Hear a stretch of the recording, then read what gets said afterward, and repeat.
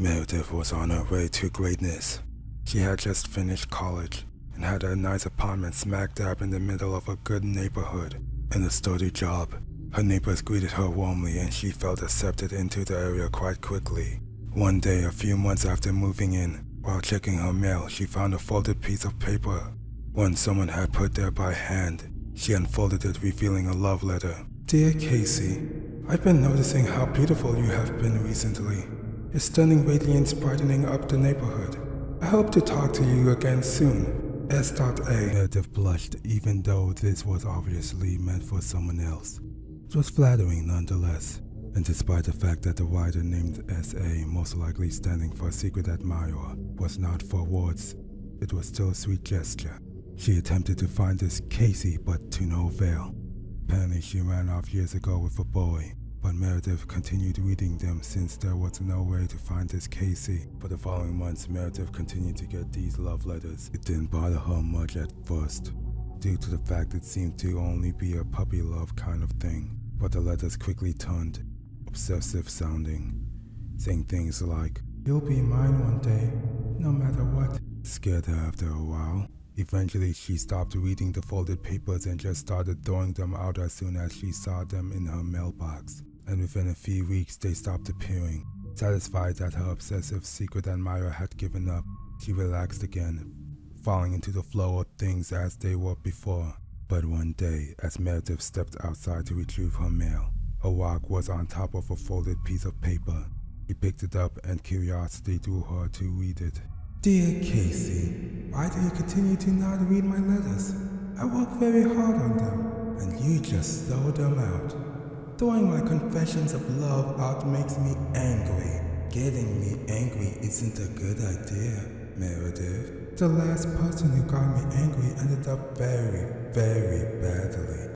Meredith dropped the letter right there, not even finishing it, and bolted back inside, fearful for what seemed like a threat. Everyone in the neighborhood was so nice as far as she knew, and as far as Meredith was concerned, they wouldn't harm her. A memory reminded her of her ex-boyfriend and how obsessive he was over her, so she called him up and interrogated him about it, not accepting any answer until he admitted it that he was saying those things. Eventually he sighed and admitted it quietly, and Meredith, quite happy with herself, hung up the phone and went back to her room and peacefully fell to sleep. Meredith woke up, the sun shining in the early Saturday morning, reflecting off the white walls, making an angelic effect. She sat up, taking her time to stretch. She swung her feet off of her bed and planted them on the floor. She grabbed the empty coffee mug she had brought back to her room a few days ago and brought it with her to the kitchen. As soon as she turned the corner into the kitchen, she dropped the mug and it shattered, spraying the shards everywhere. There was a love letter carved in the wall. She couldn't bring herself to read it at first, but eventually curiosity led her to look up. It was carved in shallowy but wide. It came to her then. The love letter was carved with someone's nails. As she read the letter, some of the words didn't seem to be English, and at the end, essay was replaced with Samuel Alexander, a name quite commonly known in the area. Samuel was a man who lived in the next town over, who went missing 3 years ago after his ex-lover had cheated on him and was eventually missing but presumed dead. But there was no notice of Samuel even living here. Even when she did research on the house, she heard footfalls behind her, and she was slowly turned around, not moving much.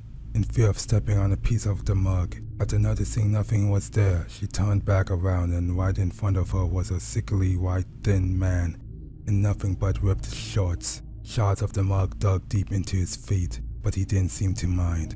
Meredith inhaled to let out a scream, but the man grabbed her and wrapped his hand around her mouth, spinning her so her back was against his chest. He was cold and smelled like a pond. Meredith didn't dare try to bite him to let him go. His stench and temperature worried her to do that. It's okay, Casey. Samuel is here, he said, walking her back and forth. Now we can finally be together. Meredith shot her eyes around, trying to make sense of everything going on. But before she could even make a decision, something cold touched her neck, and pain soon followed her. Samuel's long, partially broken fingernails ripped through her neck as blood poured out. He pinched the major artery to her brain with her nails, piercing it, and blood squirted out. He wrapped his arms around her and walked her back and forth again. Meredith could scream through the blood that was clogging up her lungs, and the world was quickly becoming dark. Then Samuel leaned in close and whispered, "Now we can